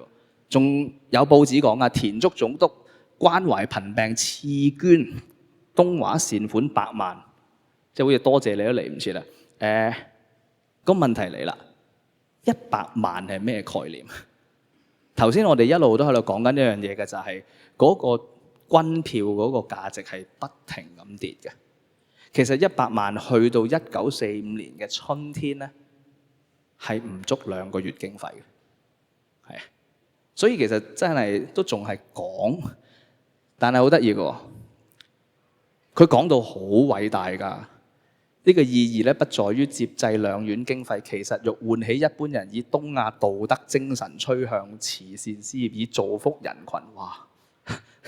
唔知以為即係好似有啲乜嘢。與此同時，新嗰一任總理係啦，新嗰一屆其實都有捐錢嘅。翁世房10萬嘅主席啦，10萬。因為其實梅嶺唔係好多啊，捐2000嘅啫。所以有錢還有錢都真係唔係好多，但係其實你見到前面嗰啲都真係捐唔少，10萬8萬嘅真係。咁與此同時，除咗嗰100萬之外咧，慈善總會你睇下撥幾多？慈善總會嗰個係常額噶嘛，每個月撥噶嘛，1萬。東華廣華兩間都係得1萬，係啊。咁所以其實政府嘅 regular 俾嘅錢都仲係好少嘅，真係杯水車薪嘅。講緊45年5月喎，嗰100萬頭先春天嗰100萬使晒嘅咧，一早係啊，100萬呢度1萬真係象徵式㗎咋，係啊。其實去到最尾嗰幾個月發生咩事咧？就係總督部咧，基本上就講就係我俾埋呢100萬你咧，我冇㗎啦，唔使諗，你自己籌啦。與此同時，慈善總會每個月俾1萬，咁即係話其實有個幾十萬嘅 gap 㗎每個月。咁嗰個點解決咧？頭先咪講嘅，東華同廣華其實去到最尾嗰幾個月都仲係接收緊過萬個病人噶嘛，大部分係免費嘅喎，治理房就要俾錢啫喎。咁點算咧？其實最尾嗰幾個月係靠市民捐款嘅，賣旗啊、捐錢啊、勸捐啊，護士有組織去勸捐啊，就甚至乎有勸捐嘅比賽啊咁樣。咁所以有好多好多活動。而去到最尾嗰幾個月咧，頭先我咪講嘅，啲華文代表都死嘅死，傷嘅傷㗎啦嘛。其實總督部對香港嗰個管制咧係鬆咗嘅，因為其實佢放棄咗㗎啦，基本上。去到45年年初咧，其實香港本來係隸屬東京嘅，直屬東京大本營嘅。其實去到45年初，其實將佢轉咗去23軍，即係廣東省嘅23軍旗下，即係跌咗嘅其實。降咗 grade 嘅，跟住其實個總督部個規模亦都縮小咗好多，然後憲兵部直頭係改名做警察局添，即係所有嘢都係逐漸你見到係開始收嘅。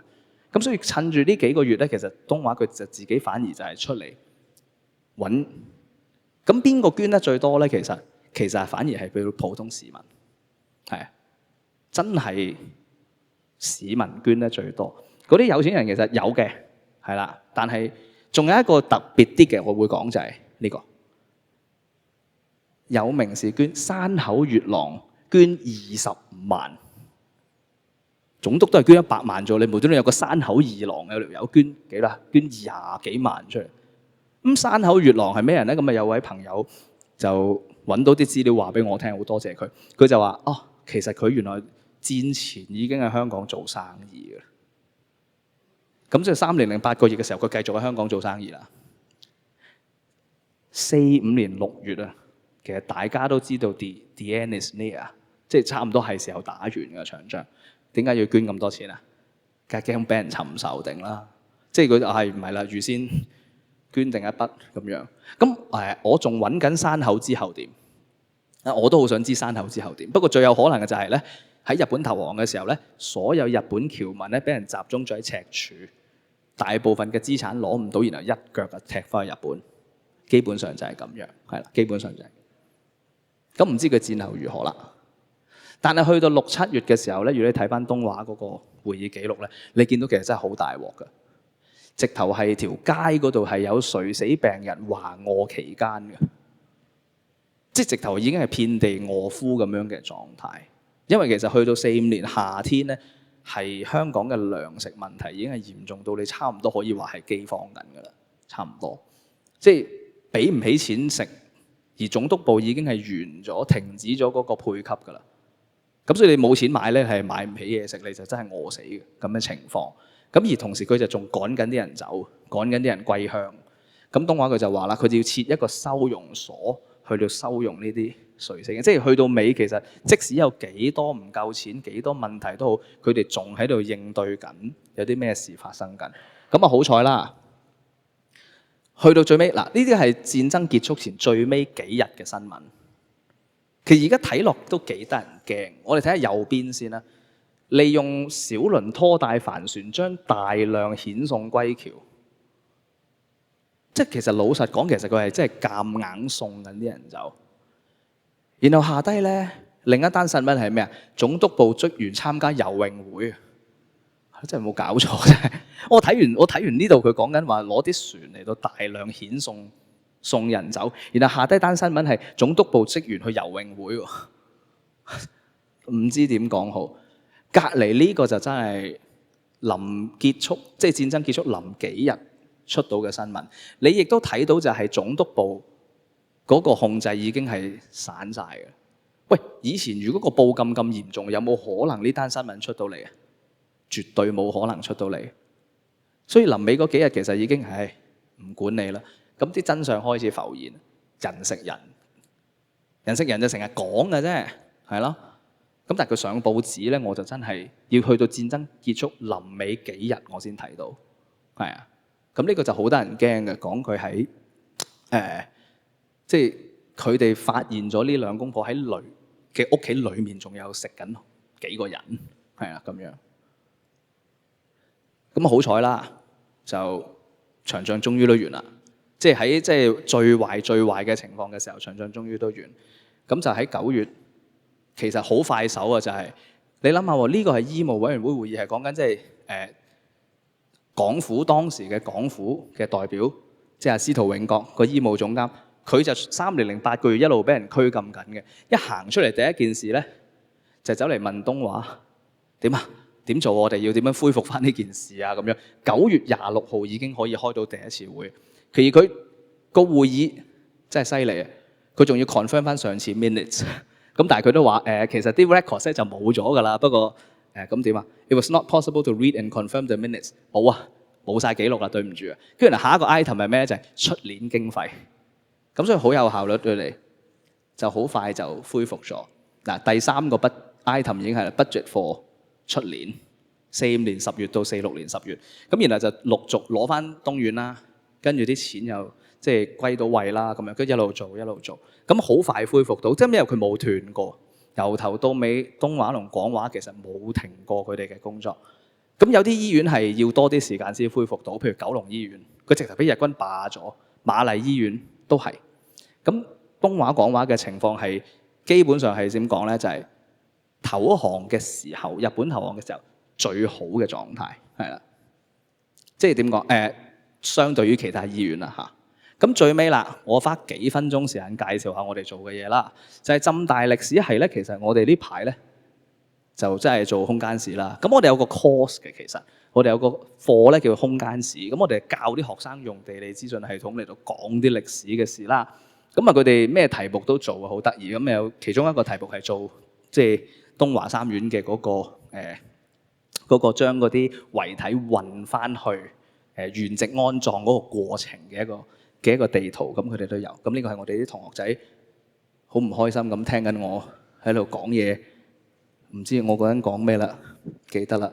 咁另外就我哋幫手做咗嗰個落葉歸根嗰個原籍安葬嗰個展覽裏邊個地圖嗰個部分啦。咁呢個係我哋啲學生做嘅，咁所以好開心就可以幫到即係東華手就做到呢件事啦。咁另外其實我哋下一步做乜咧？就係個地圖啦。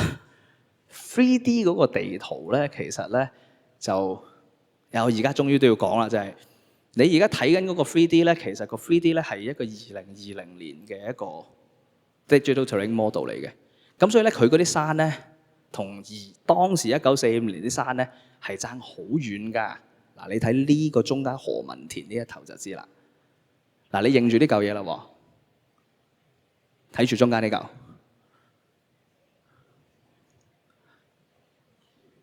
睇咩到啊？我試多次，我試多次，見唔見到？呢個係63年嘅 3D model， 係啦。咁當然啦，呢個都係政府做嘅，因為佢哋將1963年嘅航空相做 photogrammetry 整翻好佢個 3D model。咁我哋後來會試做一樣嘢嘅，就係攞1945年啲相試下做，睇下會唔會可以盡量最大地重構翻當時啲山啊，因為如果唔係啲相同啲山好唔夾啊，係啦。咁我哋呢個好快就會 update 噶啦，其實。另外最尾啦就係啲航空相啦，咁呢個都要賣個廣告啦，就係我哋揾到好幾百張呢啲美軍嘅航空相，咁有啲其實甚至乎咧原來有幾 set 係日軍影嘅，係啦，咁有啲喺開戰之前影嘅都有幾張咁樣。咁呢啲相咧，其實我哋就籌備緊一個展覽嘅，係啦。咁我哋會有一系列展覽喺今年下半年最尾嗰幾個月，9月之後左右啦，就會開始做，係啦。咁啊做幾個月，咁時間地點我哋再同大家 confirm， 但係我哋一定會做嘅，係啦，冇得唔做嘅，因為呢個係即係好有意義嘅 project。咁多謝大家嘅一路聽啦，咁我就啱啱好時間。係啦，我嘅理解咧，我有2件事要做嘅。第一 Q&A， 第二我最記得呢件事啦，就係我哋個地圖係啦。咁我哋有社交媒體啦，你哋可以喺呢度睇到嗰啲展覽啊，或者最新消息，或者個地圖嘅更新啦。咁呢個好重要啦。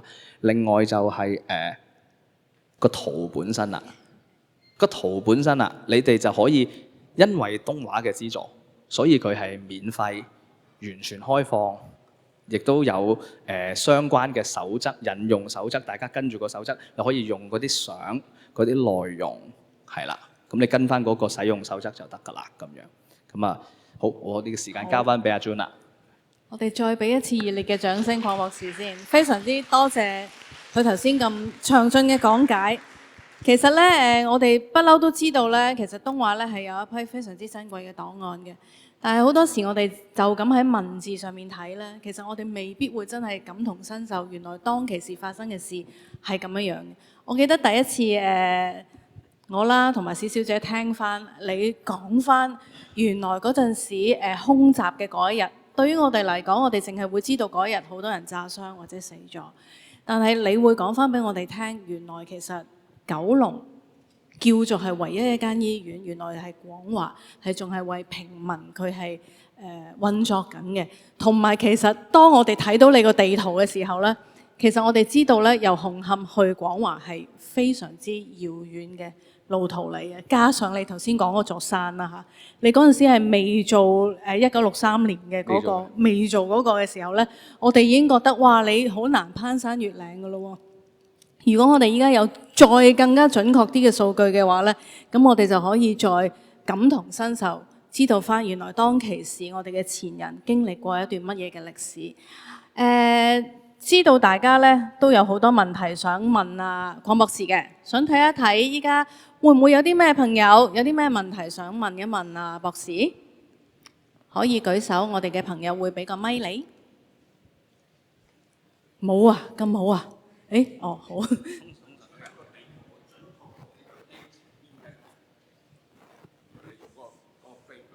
嗰個地圖咧，係其實係主要就係邊一日？即係係咪就係你話美軍空軍咁十幾張嗰個做個底嚟嘅？係啦，嗱，我哋講一講個 structure 啦，或者多謝你嘅問題。咁首先你見到黑白色呢個部分係1945年2月28日，係啦，sorry 2月1日，有一 set 係2月28，我哋未 upload，呢個係2月1日嘅香港，你而家睇到嘅。咁然後啦，啲點啦，咁你見到咧地圖上邊咧，其實我哋有大約3000點嘅。呢啲點咧，其實就3年零8個月嘅嘢都擺咗落去。我哋同上次個做法有少少唔同，上次係一個時間線嚟嘅。咁我哋今次咧就冇加到個時間線落去嘅。點解咧？因為我哋有相當數量嘅點咧，我哋唔係好肯定佢幾時出現、幾時消失。咁如果我哋有資料嘅話咧，我哋就寫咗入去個點入邊，直接寫咗喺裏邊就。譬如我舉個例，電車咁先算。咁我哋就直頭講就係話，哦，佢幾時開始運作翻？就42年1月恢復，幾時結束？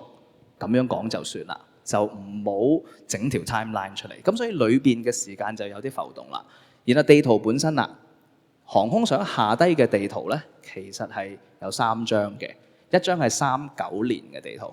咁呢張39年嘅地圖咧，佢由39到45年間咧係冇更新過嘅，45年淨係更新咗啲格仔 grid system 啫。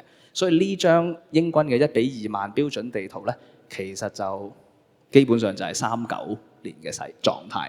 咁所以39年嘅狀態咧，其實唔係好理想嘅。我舉個例啊，睇下北角呢個位啊，北角係填咗，但係乜都冇噶嘛。但係你實際上睇，如果你睇翻航空相咧，唔好意思，呢一輯相啱啱都有個角影唔到，但係另一張航空相會 show 到出嚟咧，其實佢起咗樓嘅。咁所以佢哋會有啲出入啦。然後有47年嘅一張街道圖，咁呢張就檔案處好好俾我哋用嘅，就淨係得九龍嘅啫，係啦。咁但係呢張就好準確嘅。不過咧，就佢47年，咁所以45到47年嘅改變咧都存在啦。然後啦，我哋仲有一張英軍嘅1:50,000嘅1949年嘅圖。咁點解會有呢張圖咧？因為其實我哋好多內容咧，都涵蓋到就係華南其他地區。咁由於即係譬如可能惠州啊嗰啲地方都重要嘅喺我哋個古仔嗰度。咁然後裏邊咧最好嘅地方咧就係嗰啲村嗰啲名仲喺度。當時嘅村，因為好多村嘅名改咗，好多地方名唔同咗。咁所以呢張圖就幫我哋。咁所以我哋做落葉歸根嗰陣咧，其實我哋嘅同學仔就係跟住呢張圖睇地方名嘅。咁就準啲啦，因為如果唔係佢用而家個 GIS 咧，佢揾唔到個名啊。係啊，你嘅檔案裏邊提嘅名，佢嗰度根本冇。咁所以就用呢一張嚟到跟翻個名。所以你話個時間咧就係除咗航空相係好具體嘅，其他其實會有啲浮浮地嘅，係啊，其實就浮浮地嘅咁樣咯。有冇其他問題？有冇其他問題？頭先中間有一位。想問下咧，頭先你提到有啲人離開香港咧，為佢哋打防疫針啊。咁喺嗰陣時候，即係其實都冇錢啦。點解佢仲會為一啲離開香港人打防疫針，而唔係為自己留喺香港人打防疫針嘅？哦，首先佢兩種都打，係啦。佢本地留低嘅人都要佢哋打，係啦，打霍亂，係啦。好怕咩咧？其實日本人係當香港係一個軍港。咁所以佢有一樣嘢好擔心嘅就係個傳染病會隨住嗰個港口流動嘅人員就散去其他日本控制嘅港口嗰度。咁所以佢必須要阻止呢件事發生，所以先逼都唔係話逼嘅，要啦當地即係呢度嘅人打疫苗，同埋要離開香港嘅人打疫苗。因為嗰啲人走咧，其實走幾條路噶嘛，有啲都會穿過佢哋控制嘅範圍。咁所以佢就驚就係話，突然間咁多人口流動，會唔會將個傳染病傳咗去其他地方咧？咁樣，所以佢就要逼佢哋打，係一個佢哋軍事需要嘅一個做法嚟，係啦。仲有冇？呢位先生。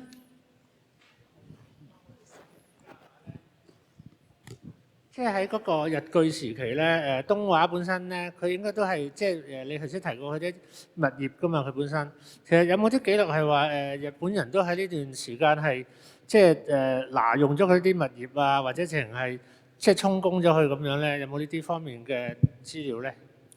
多謝你嘅問題啦。其實就我嘅理解，除咗嗰個租霸之外咧，咁好好彩，總督部應該係冇直接搶東華嘅物業嘅。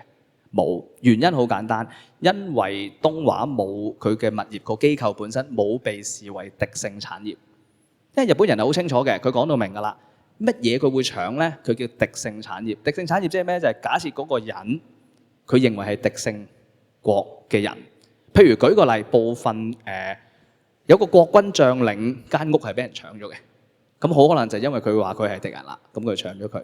咁又或者係英美荷嗰啲國家嘅公司嘅物業，嗰啲就搶晒嘅，幾乎。譬如可能係 Hong Kong Land 啊，譬如可能係渣甸啊、Swire 啊嗰啲，咁咪搶咯，係啦，嗰啲佢就直頭成個攞咗嚟用㗎啦。咁通常係咩結局咧？就係安個日本公司用咯，係佢就真係吞咗佢。咁但係東華咧，我哋會見到就係冇嘅。咁但係佢亦都好難收到租，因為嗰啲租客嘅問題啦。走嘅走，交唔到嘅交唔到，甚至乎頭先講嗰個租霸咁嘅 case 都有，係啦。咁所以就佢算好啦，佢冇搶咯，唔可以話好，即係佢算係咁啦，佢冇搶到咯，係。仲有冇其他問題？如果冇嘅話咧，我哋俾一個 closing 嘅掌聲俾Dr. Kwong 先。冇。咁咧，我哋都為咗表示我哋嘅謝意啦。咁其實咧，因為咧今次咧，我哋係咁講啦，我哋呢個 talk 係拗翻嚟嘅。其實本來咧，阿Dr. Kwong已經幫我哋嘅學生講咗一個講座㗎啦。咁但係因為我哋覺得咧，其實呢個地圖除咗對學生或者係老師好重要之外咧，其實對公眾認識翻第二次世界大戰有更加多嘅資料咧，亦都係非常之重要嘅。咁所以咧，我哋同 Dr. Kwong 傾完之後咧，咁佢都好好，亦都係咧願意咧為公眾人士咧舉辦一場講座嘅。咁所以咧，我哋亦都有請我哋嘅行政總監蘇佑安先生咧，幫我哋頒翻一個紀念品，係啦，俾Dr. Kwong 啦。咁呢個紀念品咧，其實係一個小紙鎮嚟嘅，就係寫住萬物涵利。如果大家望向你哋嘅右手邊嘅話咧，其實都會見到佢嘅真身嘅喎。就係喺神龍王嘅上面㗎啦，咁係寫住萬物涵利，就係代表一切嘅萬事萬物都係因為善行而得到咧獲利嘅。咁其實咧，如果我哋睇翻咧，原來東華咧喺無論一開始嘅時候，由英國人拎咗香港島開始，定一話係日治時期嘅時候咧，似乎咧好多時佔領嘅嗰個政府咧，佢哋都會覺得華人或者係啲人民咧，就最好由翻一個慈善機構，你哋自己去搞翻掂啦咁樣樣。咁所以咧喺唔同嘅時間，其實東華咧都係為翻香港嘅市民咧盡心盡力咁樣服務嘅。雖然即便頭先我哋睇到可能有少少嘅灰色地帶，但係其實咧我哋亦都知道咧係每個人喺艱難嘅時期都係唔容易嘅。咁啊，今日好多謝 Dr. Kwong 啦。咁我哋都好期待你之後嘅一個展覽。大家記住咧，就掃翻係啦呢兩個嘅空間史嘅 QR code。其中有一個其實亦都係東華咧係贊助咗嘅，就係1941年嘅嗰個地圖啦，互動地圖。咁啊，多謝大家先，因為咧今日都喺朝早嘅時候都特登要行上山過嚟，非常之感謝。